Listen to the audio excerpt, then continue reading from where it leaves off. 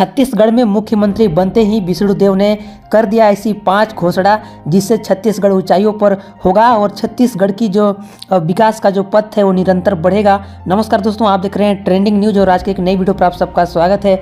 छत्तीसगढ़ का विधानसभा चुनाव हुआ और बीजेपी पार्टी ने जीत हासिल की और मुख्यमंत्री विष्णुदेव साय को बनाया गया, जो कि कुनकुरी विधानसभा क्षेत्र से हैं और काफ़ी दिग्गज नेता हैं।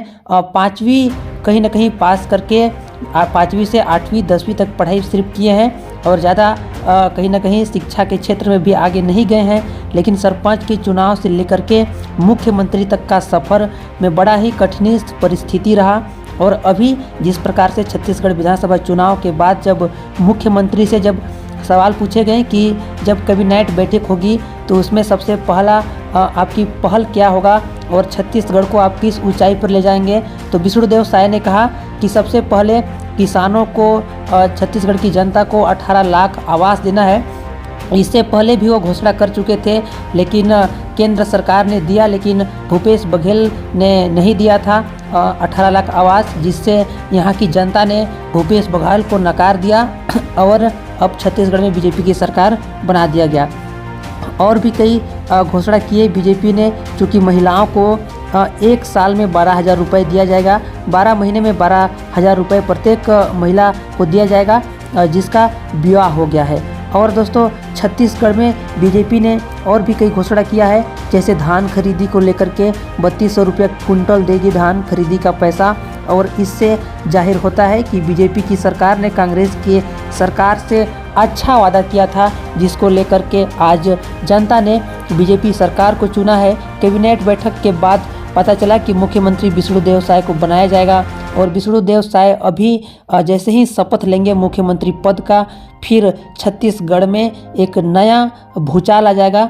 छत्तीसगढ़ की कहीं ना कहीं ऐसी अनेक धारणा है जिसको आगे बढ़ाने का काम करेंगे।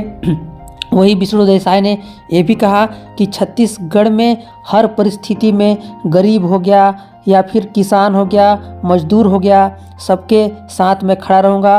और उन्होंने 500 रुपये गैस देने का वादा किया है और कहीं ना कहीं नल जल योजना जो कि छत्तीसगढ़ में लागू है, इसको निरंतर सबके घर में शुद्ध जल जाएगा, ऐसा उन्होंने कहा है। और वही बात करें तो छत्तीसगढ़ में फ्री में पहली से लेकर के कॉलेज तक की पढ़ाई फ्री होगा और छत्तीसगढ़ में इस प्रकार से भूपेश बघेल के कामकाज को नकारते हुए उन्होंने कहा कि हम बेहतर विकास कर पाएंगे और कहीं ना कहीं बेरोजगारों को भी रोजगार दिया जाएगा और जितना भी शिक्षक कर्मियों की भर्ती होगी, जितना भी खाली पद है, सबको भरा जाएगा, ऐसा विष्णुदेव साय ने कहा है।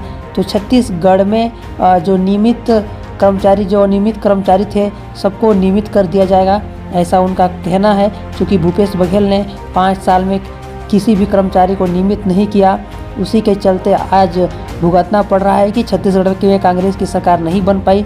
लेकिन अब बीजेपी की सरकार बन गई है तो सभी कर्मचारी नियमित हो जाएंगे और जितने भी गुंडा राज चल रहा था वो सब बंद हो जाएगा, ऐसा कहना है। हालांकि अभी तक सब सस्पेंस में है कि होगा या नहीं होगा, इसका कोई गारंटी नहीं है। लेकिन छत्तीसगढ़ में अब बीजेपी की सरकार आने के बाद यहाँ की भौगोलिक स्थिति सब बदल जाएगा।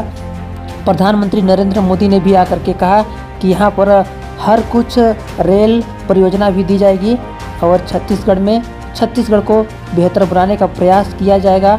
यहाँ पर जितने भी अच्छे संस्थान हैं सब पर कहीं ना कहीं अच्छा विचार किया जाएगा। जय हिंद, जय भारत।